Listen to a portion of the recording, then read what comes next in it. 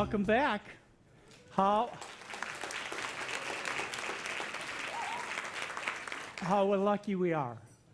I hope you enjoyed lunch, and and I welcome you back. I've had a lot of conversations with you folks over the last couple of days, and one of the comments that's come up over and over again is, how do I make a difference?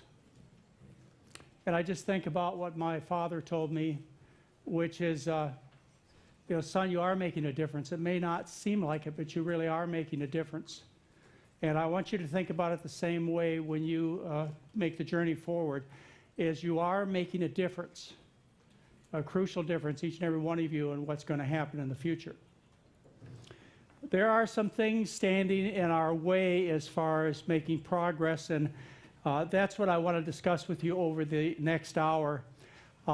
It's likely I would be much more popular if I wasn't critical. I've never been a politically correct person. I'm not here to win a popularity contest. I'm here to win. And that's what my plan is. And so if you take offense to anything I say, okay, it's fine. If you misunderstand anything I say, that's a problem. Now, I want to talk to you about some of the hindrances in terms of getting the correct diet across. There are a lot of people out there that don't tell the truth. I'll just be plain and simple. I had a nice conversation with Dr. Collin last evening, and he told me the same thing my father told me, is to tell the truth. I don't know what the motivations of many of these people are. Let's just assume they're being honest, and they'll have to face their maker someday and deal with what they've said and what they've caused in the world. The next hour presentation is about the worst and the best. 1972, Robert Atkins published the Atkins diet. This is a diet based on bacon, brie, and butter. It's the ultimate in the low-carb diet. 1972. Since then, many of us have learned that these kinds of foods are bad for our health, creating heart disease, diabetes, constipation, kidney stones, etc. We've learned those things, and nobody would buy into that kind of concept these days, would they? And plus, we've learned about environmental impact of these kinds of foods. Now, how in the world do you sell somebody a similar low-carb diet, like the Atkins diet? You must take a backdoor approach, because nobody would buy a book called Eat More Animals to Lose Weight, would they? So the new approaches to the low-carb, in other words, virtually no plant food approach, the new books are called Wheat Belly. In other words, eating wheat causes a big belly, and grain brain, in other words, grains damage your brain. It's a backdoor approach to trying to sell you the same low-carb, environmentally unfriendly, destructive, planetary destructive, animal destructive diets. And how do they fool otherwise intelligent people who know that our future really depends upon getting the truth across? Even if it were true that eating all these animal foods resulted in weight loss, and they do, because they make you sick. Even if it were true, you as people of consciousness and knowledge, you know that this is the wrong thing to do. So to pull off this monumental task of deceiving otherwise intelligent people, they must ignore the bulk of the science, exaggerate the truth, and make false associations. Everybody with me? Okay, so I'm going to tell you about how this works. Let's first explain what high carbohydrate, low fat diets are. These are diets with lots of sugar. Sugar is made by plants. Only plants make sugar. The kind of sugar I'm talking about is formed in natural sugars like starches, vegetables, and fruits. It's not refined sugar like they put in Coca-Cola. Okay, you have to be clear about this. It's adequate in protein, starches, vegetables, and fruits are, loaded with vitamins and minerals, has plenty of fat to nourish your brain, even children's brains. That's the kind of diet I recommend, is high carbohydrate, starch-based meal plan. A low carbohydrate diet has almost no plant foods in it. That was the original Atkins diet. You had to eat so little sugar that you went into ketosis, which is a state that simulates sickness, and that's the way it works. You initially lose your carbohydrate stores, your glycogen storage, which are about 2 pounds invisibly stored in your muscles and liver as glycogen, and with each 2 pounds, with each molecule of glycogen goes 2 molecules of water. For each 2 pounds of glycogen, you store 4 pounds of water. So initially, you start these sugar-deficient diets, carbohydrate-deficient diets, and you're impressed because you just lost 6, 8 pounds of water. And then you go into ketosis, you lose your appetite, you're sick, you continue to lose weight for a while. Now, because people who recommended these kinds of diets, these very low carbohydrate diets, they've been going back for more than 100 years. Because the science was so overwhelming that these diets were deficient, dietary fiber is only present in plants. Vitamin C is only present in plants. Phytochemicals only present in plants. They have come back with an apology. It is an apology. What they've added is they've added non-starchy red, green, and yellow vegetables like some kale, broccoli, Brussels sprouts, to apologize for these dangerous diets. So don't get confused. It's not that these people don't recommend some vegetables, but their goal is to get you to the bliss of ketosis. All right, let's talk about how you have to ignore the bulk of the scientific literature. To ignore the bulk of the scientific literature, you have to address what you and I care about, what dietitians care about, what doctors care about, what hospitals should care about, and insurance companies should care about. Not about whether or not you lose some weight, but whether or not you get healthy and avoid disease and live long. Isn't that the important thing? There have been 3 major studies that have addressed the effects of low carbohydrate diets on disease and mortality. They are published in the Annals of Internal Medicine in 2010. The animal low carbohydrate score was associated with a higher all-cause mortality. The second study in the British Medical Journal, low carbohydrate, high protein diets used on a regular basis are associated with increased risk of cardiovascular disease. Low carbohydrate diets were associated with significant higher risk of all-cause mortality as published in the open access journal PLOS1. Excuse me, there are no studies that say the opposite, no studies that incriminate high carbohydrate plant-based diets. That's what you care about. You have to exaggerate the truth to get intelligent people to buy into these kinds of diets. And this is the study that they use. It links carbohydrates, sugar, right? Sugar made by plants, stored in the form of starches, vegetables, and fruits. They link it to inflammation. And you've all heard that disease is caused by inflammation, and we're going to talk about that.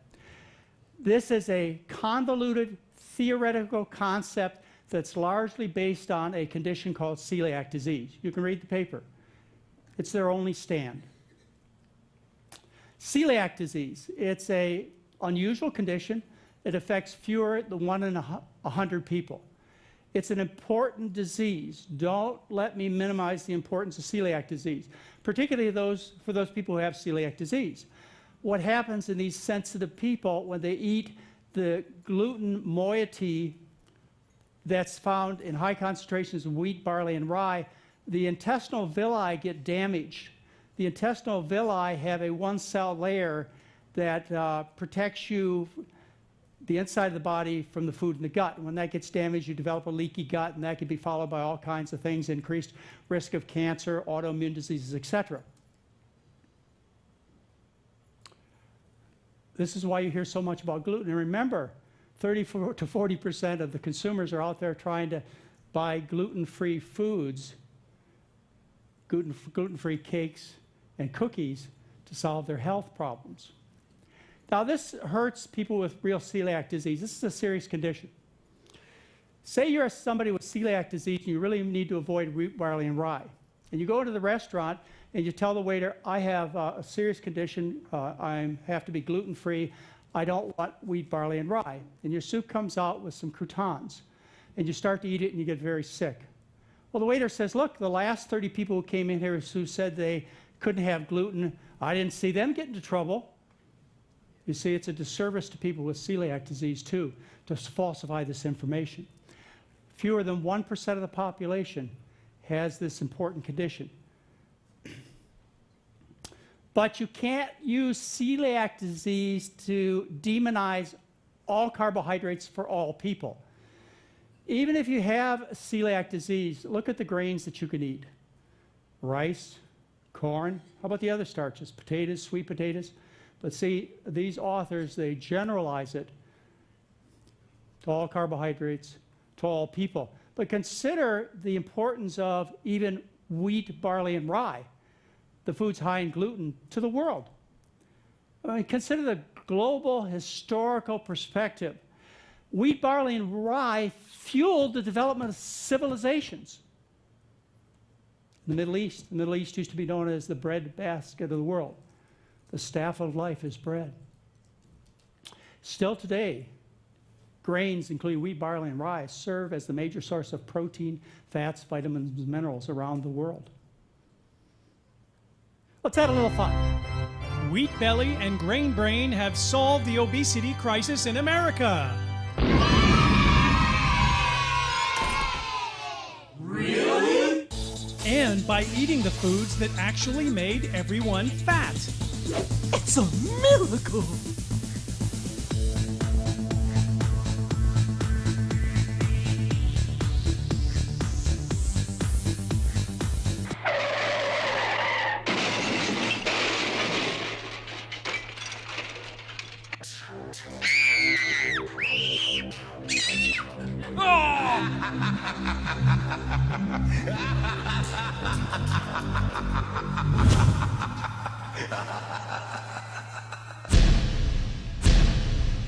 Surprise!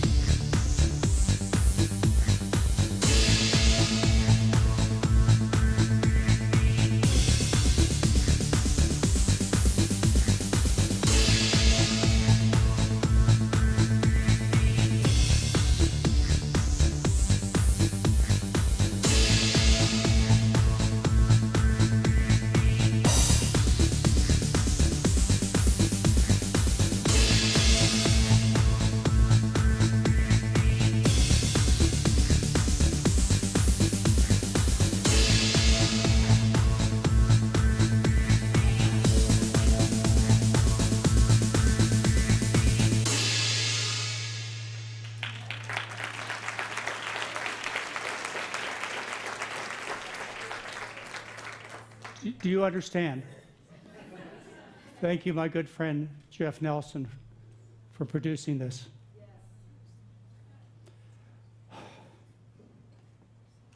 You can see the truth, ladies and gentlemen. You can see the truth. But these folks, they exaggerate the truth. The scientific studies on grains, whole grains, wheat, etc., show that grains, if you review all the studies, have a 26% reduction in the risk of type 2 diabetes and a 21% reduction in the risk of heart disease. That's what the science says. Low carbohydrate diet advocates confuse people with the claim that it's inflammation that's the cause of disease. Inflammation is the cause of disease. They confuse even scientists and TV hosts. People get confused. Inflammation causes disease. Inflammation is the result of injury. Let me explain to you how this happens so you can easily understand it. You have healthy lungs. You smoke cigarettes. The cigarette particles injure the lungs. the lungs become inflamed. If you continue to repeat that injury 20 times a day, eventually that inflammation results in the laying down of scar tissue, and then you get emphysema. Do you understand where inflammation comes from? If you injure yourself, the natural, normally healing response of the body is to swell, become red, develop pain. It's inflammation. It's the result of repeated injury. The source of repeated injury for the diseases that we suffer from is an uncontrolled fork and spoon. The very foods advocated by low carbohydrate diet gurus. If you want to stop the inflammation, you stop the injury, and the natural response of the body is to heal, and you reverse disease. It is no more complicated than that. If I keep throwing acid on my skin, I will keep developing sores on my skin. The healing goes on and on and on, but I just keep throwing acid on it over and over again, and my healing processes cannot keep up with the injury. Now, how do I get that hand to heal? I stop the repeated injury. Do you understand? It's the same thing with the rest of your body, the arthritis, the inflammation of the arteries, and so on. If you want to heal, healing's always going on. Your body has never let you down. You just must stop the repeated injury, as one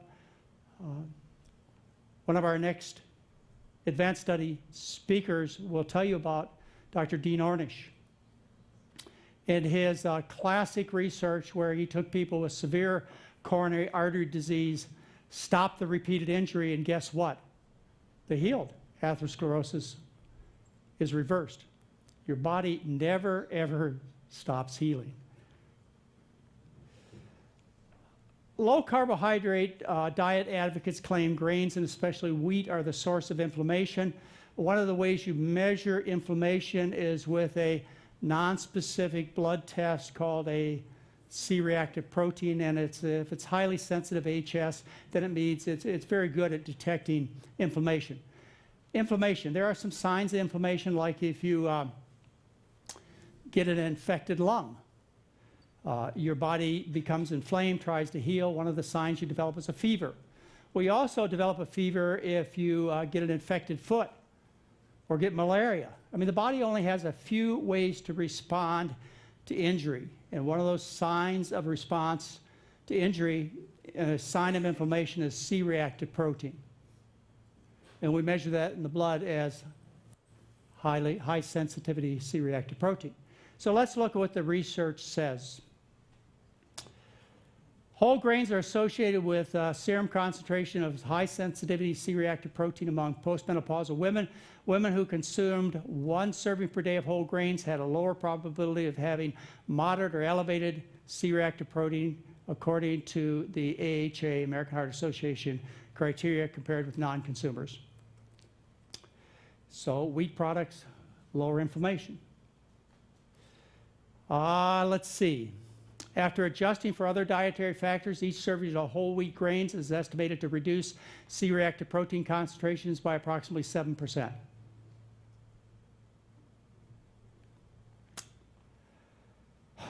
Diets high in whole grains are associated with 20 to 30% reduction in the risk of developing type 2 diabetes. Biomarkers of systemic inflammation tend to be reduced in people consuming high intakes of whole grains. There is no contradictory evidence. Scientific truth is meat, eggs, and dairy foods are the source of inflammation, raising C-reactive protein. In this study, European Journal of Nutrition, 2013, high consumption of whole grain breads is related to lower levels of C-reactive protein, whereas high consumption of red meat is associated with higher levels of inflammation. Biomarkers of inflammation were almost all meat-based in Western patterns. That's what the review articles say. And just this month, the American Journal of Clinical Nutrition, greater red meat intake is associated with unfavorable plasma concentrations of inflammatory and glucose metabolic biomarkers in diabetes-free women. There is no contrary information.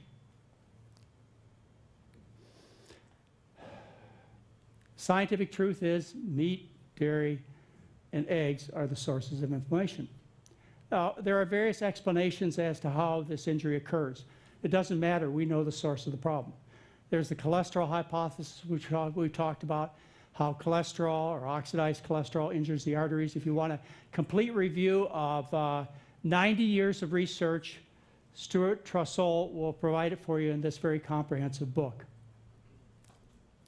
We've talked about the TMAO hypothesis, trimethylamine oxide, published in the New England Journal of Medicine, how when you eat carnitine, carna, you get it, meat, or choline, which is present in animal foods, that goes, when these foods, these precursors from meat, dairy, and eggs go into the gut bacteria can convert these precursors into trimethylamine, which is converted in your liver to trimethylamine oxide, which damages your arteries. Another thing you ought to think about is this particular paper, which is human beings were not designed to consume cow's milk. And cow's milk, just think about it. It's the wrong food and easily is a major source of the disease that people suffer from. What do you care what the mechanism is? There is no debate, ladies and gentlemen. There is absolutely no debate about this. A guy named Snow, the father of epidemiology, he did some research in London a few centuries ago. What they were finding is that people were getting sick in London, but he noticed some differences. He noticed that there were a few places in this area of London where they didn't get this terrible, deadly disease. What he noticed was in a beer factory where they got their water from a special source, the people at that population didn't get this horrible disease. And then what they discovered, epidemiology, by looking at the area where the disease occurs, they discovered a well. And what he didn't know what was in the well. He didn't know about cholera. They didn't discover cholera for another 100 years. He just took the pump handle off the well and cured cholera in London. Father of epidemiology. All you have to do is take the pump handle off the well. You don't have to know the mechanisms. We know where the problem is. So you have to make false associations to sell intelligent people these low-carb diets. They claim carbohydrates, sugar. Remember sugar, starches, vegetables, and fruits. Carbohydrates are the cause of diabetes. Well, diabetes, you know, they have high blood sugar. So you assume it has to be true. And after you eat starches, vegetables, and fruits, your blood sugar goes up. Well, it's supposed to go up. That's why you eat. And if you happen to be an endurance runner, you eat foods that are very high in carbohydrates called carbohydrate loading. And you even eat foods that have a high glycemic index so you can get more energy to replace that glycogen so you can win the race. The blood sugar is supposed to go up. That's normal physiologic function from eating. And your lowest glycemic index foods are your animal foods. Yeah. Worldwide, just look at the picture. Look at the countries where obesity is common. Type 2 diabetes and obesity are virtually equal. Look at diabetes worldwide. You know, in China, back before 1980, fewer than 1% of the population was diabetic. Today, China has the highest incidence of diabetes in the world, 12% of the population. What happened? Their genes change? They catch a virus? Meat consumption. Dairy consumption. People eat these foods, they're rich foods, they get fat and sick like kings and queens of old. Now, I hope you've heard this message from me clearly. I want to state it again so that you can take action. And that message is somebody can't walk up to you and say, you can't eat meat, you can't eat dairy, because you say, well, I will starve to death. There's nothing to eat. It's like not breathing air or drinking water. It's impossible to do. You can't give that message to people. They don't get it, and they can't get it. Instead, what you must explain to them is that the human being is a starchivore, a starchitarian, a starch eater. We always have been, we always will be. no matter how far you look back in history, and we've gone a long ways back in history today. The Mayans and the Aztecs, the people of the corn. The Asians, rice eaters. It's always been that way, always will be that way. Human beings are starch eaters. When we give up that common source of calories, starch, we become rich. We get looking like kings and queens and Americans. That's what happens. Now, I know some of you think I'm rather draconian, I'm rather severe because of the kind of recommendations I give you. That's because you can't do otherwise than for me to define for you what to do in black and white. It's just like if you've ever been a cigarette smoker. I've never met a cigarette smoker who cut down and quit. I've been in medicine 40 years. I've never met an alcoholic that sobered up by switching to beer. I've never seen it happen. You must have black and white decisions that you can make. If I tell you that white is starches, vegetables, and fruit, and black, in other words, rich foods, whatever you want to call them, however you want to categorize it, the rich foods are meat, dairy, eggs, poultry, fish, and oil, then you can take action. People ask me often, how do I change? What do I do to change? Well, I have to defer to our former First Lady, Nancy Reagan. Just say no. That's the only card on the table, I promise you. You just say, you have been addicts before, some of you. Tobacco, alcohol, other addicts. Well, how did you fix it? You just stop. Plain and simple. Unless somebody gives you these clear marks of distinction, you don't stand a chance. If they tell you moderation is okay, a little bit's okay. I don't understand 1 cigarette or 2 cigarettes a day. I know 2 packs, I know none. That's why I teach the way I do, is I want you to be able to take action. As far as sugar, you know what I mean by sugar? Plants take carbon dioxide from the air and water from the ground, and then through a process called photosynthesis, with the energy of sunlight, they make sugar. That's the basic element of energy, sugar, and then they combine these glucoses together in long chains called starch. Starch. Well, does sugar cause diabetes? Sugar raises blood sugar a little bit, and it's supposed to after you eat, and people with diabetes have very high blood sugars. But that's what it is. And the other thing I have to mention is diabetics are very sick people.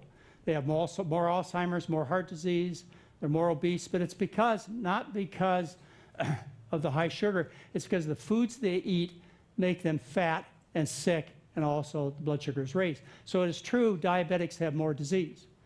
But does sugar cause diabetes? Should be the question on your mind. You ought to look at the scientific research to prove it one way or the other.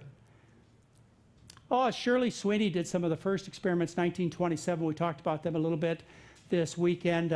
Shirley Sweeney took his medical students. He divided into several groups. He fed them either high sugar or high fat diets. All of his medical students became diabetic within about 3 days on a high fat diet. On a high sugar diet, no diabetes. But his mentor was a fellow by the name of Percival Hemsworth. Percival Hemsworth did the classic study published in 1940, some of his final work in the British Medical Journal. He took a diabetic, several diabetics, and what he did is he fed them either a high-fat diet or a high-carbohydrate diet, and look at their blood sugar levels after those 2 kinds of diets. Fat paralyzes insulin, prevents it from working. That's what the research says. You take type 1 diabetics, you feed them more carbohydrate, more sugar, their blood sugar levels come, type 1 diabetics, their blood sugar levels come down and they require less insulin. That's what the current research says.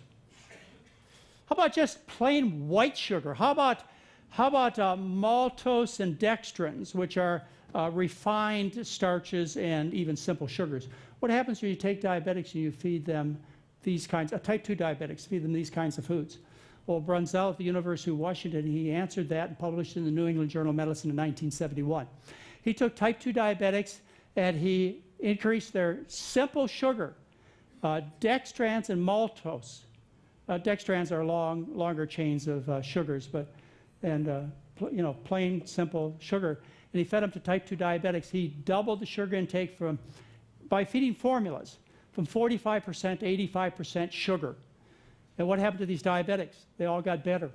Not worse, they all got better. This is published by Brunzell in the New England Journal of Medicine. Their blood sugar levels improved.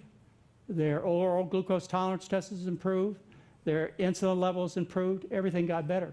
How in the world do you expect a diabetic to get better when they don't have the truth? These data, they said, suggest that a high carbohydrate diet increased the sensitivity of peripheral tissues to insulin. In other words, they cured type 2 diabetes. The Pritikin program, one of my mentors, you go to my February 2013 newsletter, you'll find the source of one of the men whose shoulders I stand on, Nathan Pritikin. He published data many years ago.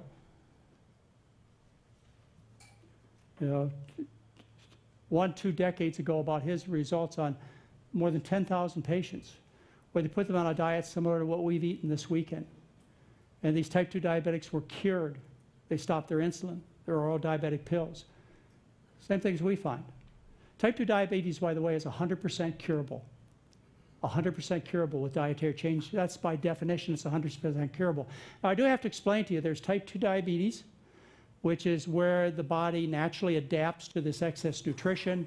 Type 2 diabetics make plenty of insulin, in fact, often twice as much as people without diabetes. Then there's type 1, where diabetic doesn't make much insulin in the pancreas or none at all. And those people absolutely require insulin, type 1 diabetics do. Then there's something in between, which a lot of people have, which is what we refer to as type 1.5 diabetes. It's a relative insulin insufficiency. How do you know if you have that? Well, if you're overweight, you follow our diet, you get some exercise, you lose the weight. If your blood sugar is still up, then you're probably a type 1.5 diabetic. I do treat even people who are called type 2 diabetics. I do treat them with insulin. If they lose too much weight, if they develop symptoms of diabetes, such as excess urination, or they worry about the numbers. Remember, I told you the first evening that aggressive treatment of type 2 diabetes with insulin and diabetic pills in 6 studies, but 3 major studies published in 2008 in the New England Journal of Medicine show that aggressive treatment of diabetes kills. Kills. The National Heart and Lung Blood Institute stopped the ACCORD study 17 months early because of an increased risk of death and heart disease, the advanced study, the veteran study. You want to stay out of the medical business, and the only way I know how to stay out of the medical business is to get healthy. The only way I know to get healthy is to fix the problem. The problem's the food. James Anderson, University of Kentucky, he published his results on type 2 diabetics. This was before 1979. People on 26 units of insulin a day. He took patients, lean patients, these weren't even overweight patients, put them on a high carbohydrate diet, and he essentially took all of them off diabetic pills and most of them off insulin. Do you feel cheated? Neil Bernard, who's going to be one of our guest speakers at the September 5 through 7, 2014 Advanced Study Weekend. He showed the same thing. You take type 2 diabetics, you put them on a vegan, low-fat diet, they get off their medications, their blood sugars are better than people on the standard diabetic diet. You can find out more about this if you go to my January 2014 newsletter. I wrote an article which we just published at the beginning of this month called The Smoke and Mirrors Behind Wheat Belly and Grain Brain. You don't even have to take trouble to look up the papers. They're all links there. All those papers I showed you, you just go blink, hit the link, and the paper shows up. No debate here, no effort here. It's all there for you to share with those of you who say, I'm confused. You know, they're telling me that grains and wheat are causing obesity and diabetes. It doesn't seem right to me. I'm confused. I understand why you're confused. It wasn't by accident. Why do these ideas get perpetuated? Well, people love to hear good news about their bad habits. And the meat, dairy, and fish industries, they don't object at all. All right, let's talk about some serious diabetic health therapy. I want to talk to you about one of my mentors. I stand on the shoulders of great men. as I know some of you are going to stand on the shoulders of Dr. Esselstyn, Dr. Campbell, some of the speakers that you heard today. The ultimate diet. You can find this, you can read the paper, I encourage you to do it. Many papers. It was by one of my mentors, one of the most important men in my life, Dr. Walter Kempner. Dr. Kempner came from Germany. He was involved in the Nazi occupation of Germany. Came to the United States in 1934. He started the rice diet in 1939 at Duke University in Durham, North Carolina. The rice diet was the major contributor to the success of Duke University financially for over 2 decades. Dr. Walter Kempner. I want to tell you, I never got a chance to meet Dr. Kempner. It's one of my regrets in life, but he would never even let his photograph be taken or an interview be done of him. He went to several medical meetings, Dr. Kempner did, and one medical meeting he went to in New York to talk to doctors invited by the American Medical Association. Somebody got up, and maybe it was just a joke, and accused him of switching the slides of the before and after patients. He said, I'll never do it again. I'll never talk to him again. Dr. Kempner was asked to do randomized controlled trials of his patients. He said, that's unethical.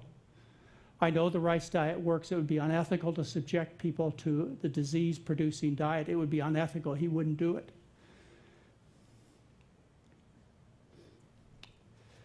Some of the results of the Kempner diet, which you can expect. The Kempner diet, by the way, is, just to get to it, and we'll talk about it a little bit more in a minute, is a diet, you think we're severe here? The Kempner diet is white rice. He used to wash the rice. Why did he use white rice? Because he thought it was more palatable and more available. Why did he wash it? Because he wanted to get all the sodium out. Why did he add table sugar, white sugar, to his diet? He said because even rice was too burdensome for these very sick people in terms of excess protein and other nutrients. So what Dr. Kempner would do is feed him a diet of rice, fruit juice, and sugar. And he would get these kinds of results. Morbid obesity reversed.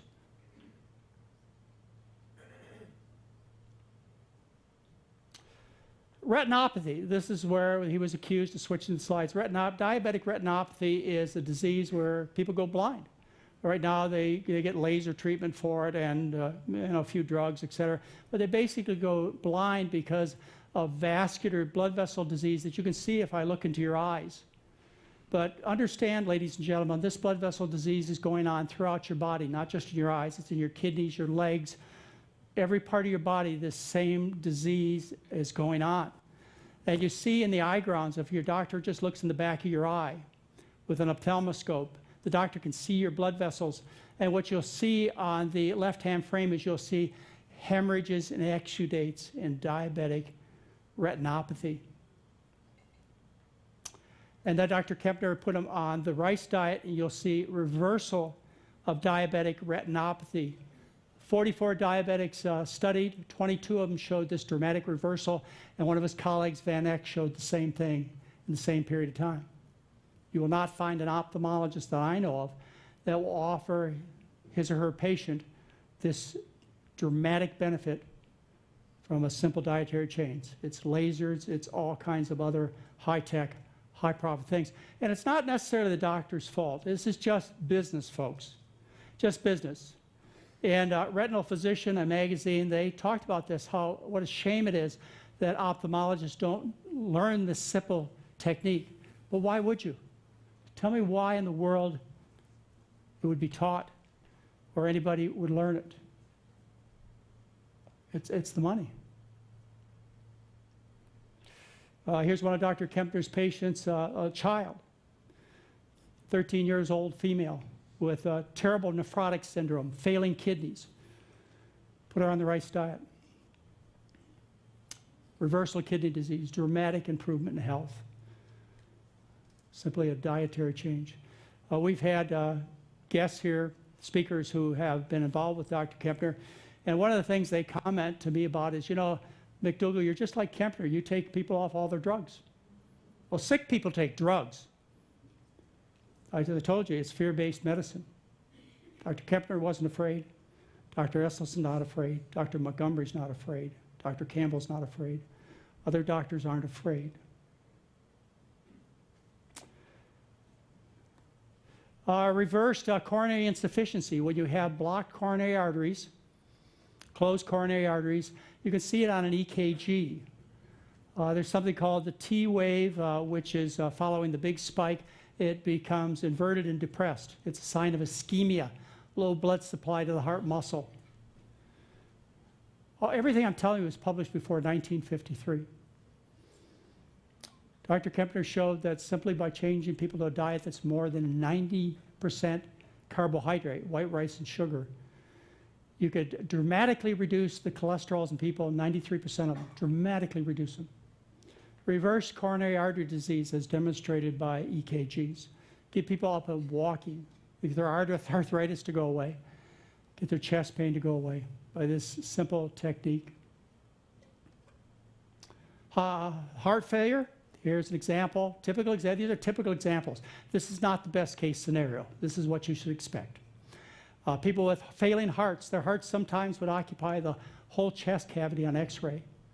Put them on the rice diet, their hearts shrunk down to normal size in half the cases. EKGs reverted to normal, as I showed you in the previous slide, in half the cases. High blood pressure, what you guys got is wimpy high blood pressure. I like Dr. Walter Kempner's patients. They had severe hypertension, malignant hypertension is deadly hypertension. There were no drugs back then to treat it, and so they would come to Durham, North Carolina for the cure. People with blood pressures of 200, 230, 240, over 120, 140, 160. He would put them on the rice diet and cured 60% of the people.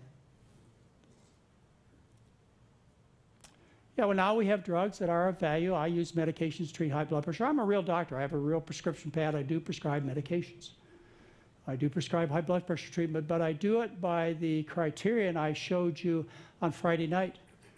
When people deserve to be on blood pressure medication, when I believe the good will outweigh the harm. And those standards are changing, as I showed you, by the Joint Committee's new recommendation, that we don't treat high blood pressure in people over 60 unless it's 150 over 90 or greater. Remember, it used to be 140 over 90, and with people with diabetes, 130 over 80. People are starting to look at the science.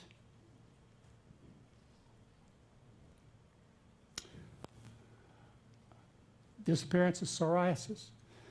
I went to the Kempner Clinic a few years back after Dr. Kempner died, and I talked to Dr. Nealon and Dr. Rosati, and we talked about the cure of our patients with severe inflammatory arthritis, psoriatic arthritis, rheumatoid arthritis, lupus, etc., with a simple dietary change. And they said to me, well, you know what Dr. Kempner would say is he'd say it's because it's low sodium and it takes the swelling out of the joints.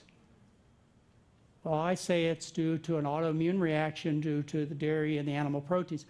Who cares? You know where the pump is, you can take the handle off. The composition of the rice diet. Ordinary American diet is, this is the ordinary American diet back then, is some carbohydrate, protein foods, animal foods, some fat, maybe some extra fats. The rice diet is white rice. Why they use white rice? Because it was more palatable and available. Brown rice works just fine. Took the animal foods out of the person's diet. Very, very low fat diet like we're teaching you. Very low sodium. You know, lowering sodium in the diet doesn't make a lot of difference in blood pressure if you lower it, say, 2,300 milligrams. It doesn't make it, it drops the top number by about 4 millimeters mercury and the bottom number by about 0.5 millimeter mercury. Doesn't make a lot when you shift from a high moderate sodium diet to a low moderate sodium diet. But if you really want to drop the blood pressure, you eat the Kempner diet, which is about 50 grams of sodium, milligrams of sodium. You had to wash the rice to get the salt off. And of course, you know, you want to, if you're that sick and want to go under that kind of diet, you want to have some serious medical attention, to say the least. But these are the kind of cures that are available for free, no profit. Dr. Rosati has been here as a speaker to our Advanced Study Weekend. If you go to my December 2013 newsletter, you'll see a segment from the Advanced Study Weekend by Dr. Rosati talking about the rice diet in Durham, North Carolina, which, by the way, closed last November but is reopening. Dr. Rosati right here on this stage at the Advanced Study Weekend. How lucky we are. And Francis Nealon, he was here about a year ago on this stage and talked to you about the rice diet, Dr. Walter Kempner. This is my December 2013 newsletter. You can see interviews by both of these men right here on stage at the Advanced Study Weekend. You can also read the biography of Dr. Kempner, which was published by one of his best friends, Dr. Newborg. She's a medical doctor and internist. She will likely not make it here because of her age. But she would tell you all about Dr. Kempner and all about these miracle cures by doing something very simple. If you want to learn more about Dr. Kempner, I encourage you to get the book. Let's see, the McDougall diet. The McDougall diet is starches, vegetables, and fruits. We add a little simple sugar to the diet if you want a little sugar on your oatmeal in the morning, maybe a little maple syrup on your pancakes. We put salt shakers on the table to add a little salt to the surface of the food. Why do I do that? Because I want you to eat the food. That's why I do it. I want you to like the food, no apology. This man was the greatest influence in my entire medical career. He proved to me that a simple diet worked, that there was no such thing as nutritional deficiencies on a plant food-based diet. Remember, his diet was a diet of white rice, and that's about 5% protein. To cut the protein down, he had to add table sugar to cut the protein in half. And his contemporaries at that time, they tested his diet. They took patients, 8 of his patients, for example, put them in a metabolic ward to try and prove Dr. Kempner was wrong, and these people would become nutritionally deficient. They couldn't do it. There was no protein deficiency, half the diet sugar, half the diet white rice. They did add vitamin pills. It was white rice. You can live on a diet of potatoes and water. That gives you everything you need except B12, sweet potatoes and water. If you eat just rice or legumes, grains or legumes, you have to add a source of vitamin A or C, like maybe a slice of orange a day or a flowerette of broccoli to give you the A and C. But that just shows you how nutritionally complete plant foods are. I mean, think about it. Think about what people have lived throughout history on what kinds of diets. When the provider left the home, he or she looked at the homemaker. They didn't have a conversation like, you know, I hope you get enough meat so we can have all our essential amino acids or vitamins or minerals from our plants. I just hope you get enough food to feed the children, is what they said.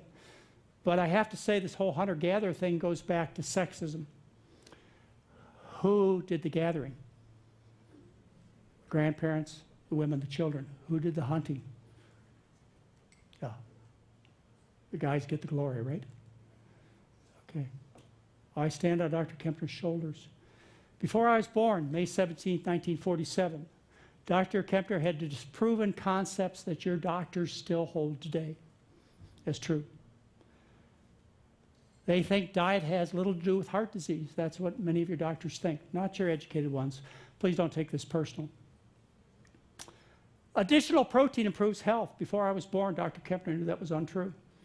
And he knew that carbohydrates did not cause diabetes. His diabetics were cured on a diet of sugar.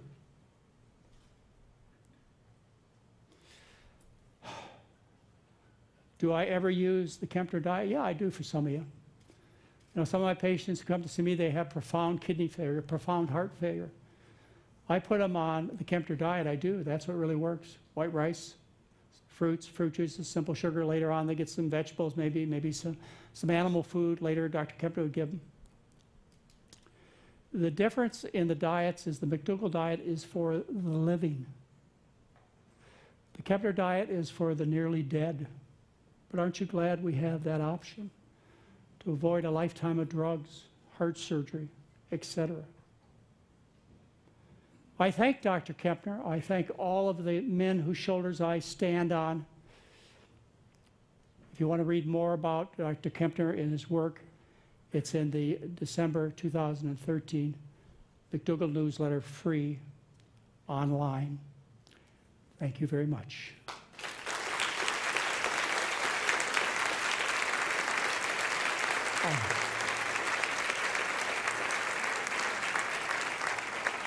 I have, I guess, I just don't know. I give brand new talks every time that I speak at an advanced study weekend. Sometimes I don't know how long they're going to last. This is the first time I've given this talk, the first time I've given one on Friday night. When you go to a concert, you like to hear the old songs, the ones you're familiar with. Well, those songs are free on my website. Basically, everything's free. People ask, why do you give everything away free?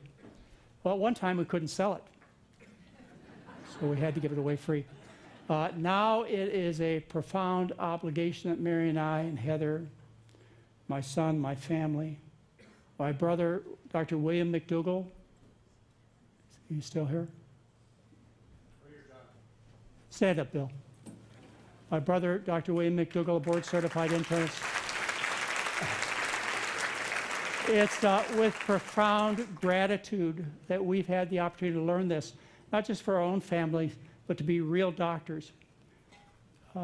As I explained to the California Medical Board, is that doctors are being cheated of the opportunity to be real healers because doctors know nothing about the cause of disease. And I don't exaggerate. Your physicians are being cheated, dietitians are being cheated, natural healers are being cheated.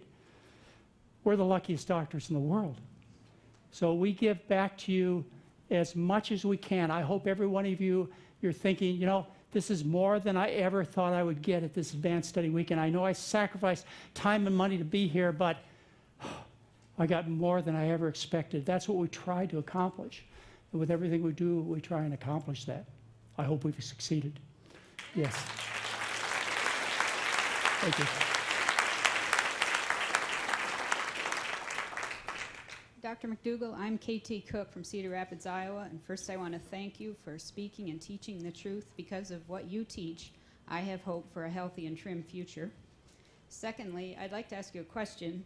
You've discussed the reversal of diabetes with diet, and Dr. Esselstyn discussed the reversal of heart disease with diet. Have you ever seen a starch-based diet reverse, not just arrest, but reversed dementia? Dementia has many causes. Could be little strokes, those are scars. That's too late. I remember I told you I had a massive stroke at 18. That's why I walk so funny, is because of the massive stroke I had at 18. Bill remembers he was just a young boy. A disaster in my family, but what a huge opportunity. If I wouldn't have had that massive stroke at 18, I wouldn't be here right now.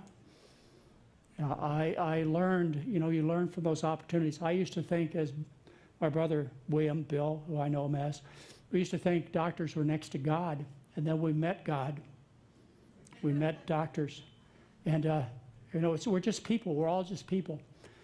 So if you have a stroke, it's not reversible. That happened to me when I was 18 years old. That's almost 50 years ago. I still windsurf. I still ski, but it's not a pretty sight. As far as other causes, Alzheimer's, I believe, is due to aluminum poisoning.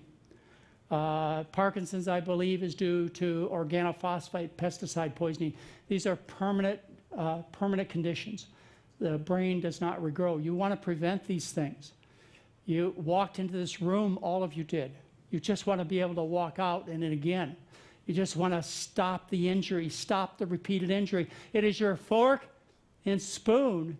It's the closest contact with your environment. That's as encouraging as I can be, and I hope that's encouraging enough. It's amazing what the body does if you give it half a chance. We are living with a family member that's in the throes of dementia, and as far as we know, she's not ever had a stroke, but she doesn't even know her own husband. I understand. Nathan Pritikin talked about people who were severely mentally compromised who woke up on a healthy diet.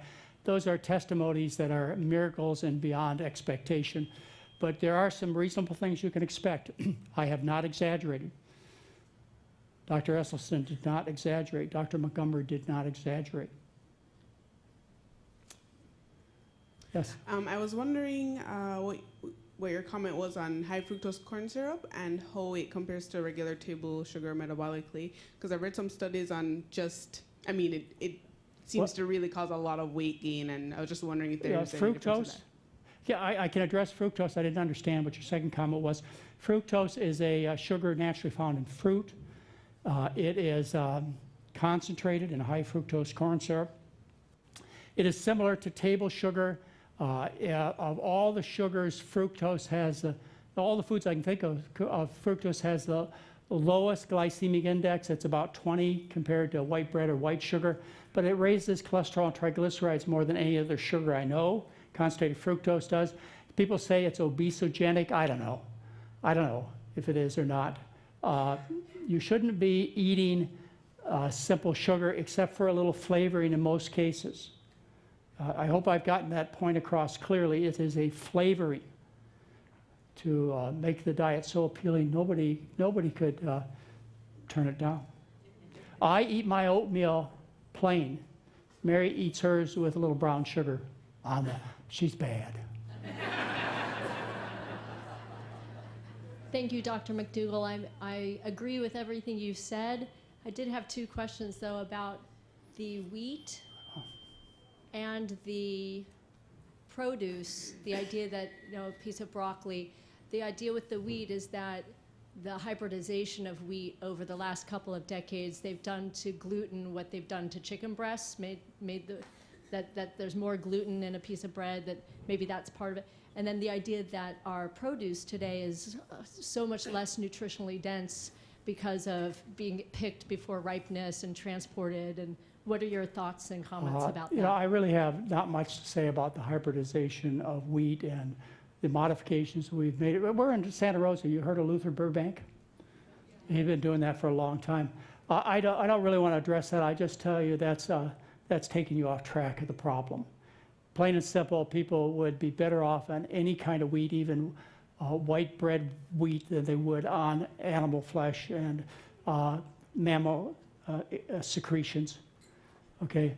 Your second question was about the produce. And I know a lot of you are concerned about getting enough nutrients. So you want to worry about the nutritional quality of your fruits and vegetables, whether it's organically raised, whether it's too cooked or so on.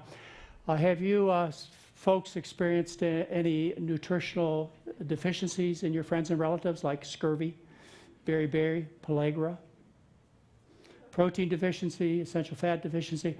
We're looking over here at the problem in terms of deficiency, and we're trying to solve it with solutions that aren't going to work, including vitamin pills, which I told you clearly are a waste of money and toxic.